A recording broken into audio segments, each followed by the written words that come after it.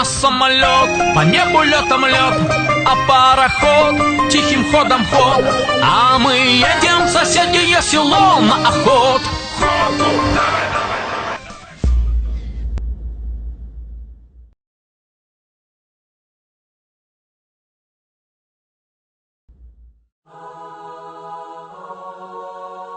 Kung tatanungin mo ako 10 years ago, parang ang labo kasi 10 years ago ang hirap ng buhay namin.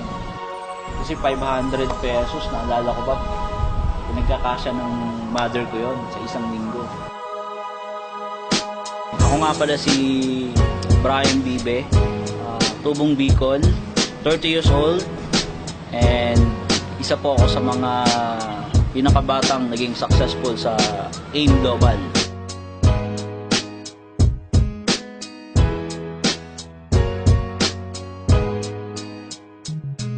Noong 2006, pumunta ako ng Manila para magtrabaho. Dati po akong SM Promodizer. Ngayon po, 6 years ko nang kinakarar ang AIM Global. Thankful ako kasi ang daming blessing na binigay sa akin. After 5 months doon in Global, I got my first car. So doon pa lang talagang baliw na ako kasi sino ba naman ako dati, expected ko lang talaga extra income. Pero yun nga, binigay sa akin after 5 months. Nakuha ko yung first car ko na Toyota Vios. Then after that, tumuloy-tuloy na kasi lalo akong nanggigil. Daming nagtatanong sa akin through Facebook, nagtitext na, Brian, grabe, ang layo na nang narating mo, ibang-iba ka na ngayon.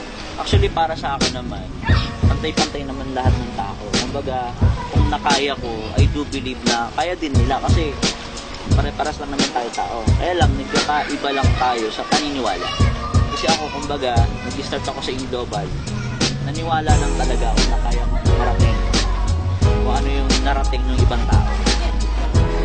Sa AIM Global, mapapagod ka, mahirapan ka, papawisan ka, magugutom ka. Pero alam mo, lahat naman ng bagay nakakapagod. Lahat naman ng bagay, lalo na pag in-expect mong malaki, nakakapagod, pupuyat ka, masasacrifice ka. Pero ang masarap dito sa AIM Global, lahat ng pagod, lahat ng puyat, lahat ng gutom, at lahat ng sacrifices mo, bayad dyan pag nakuha mo na yung gusto mo sa buhay mo.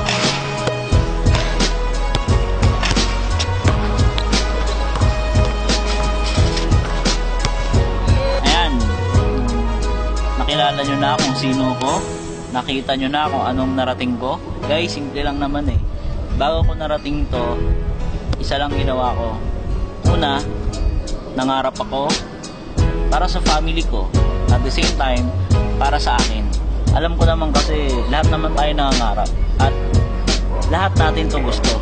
Kung gusto mo rin yung narating ko, pero alam ko gusto mo naman talaga to okay? So, simple lang. Unang-una, mangarap ka rin. Sunod, subukan mo.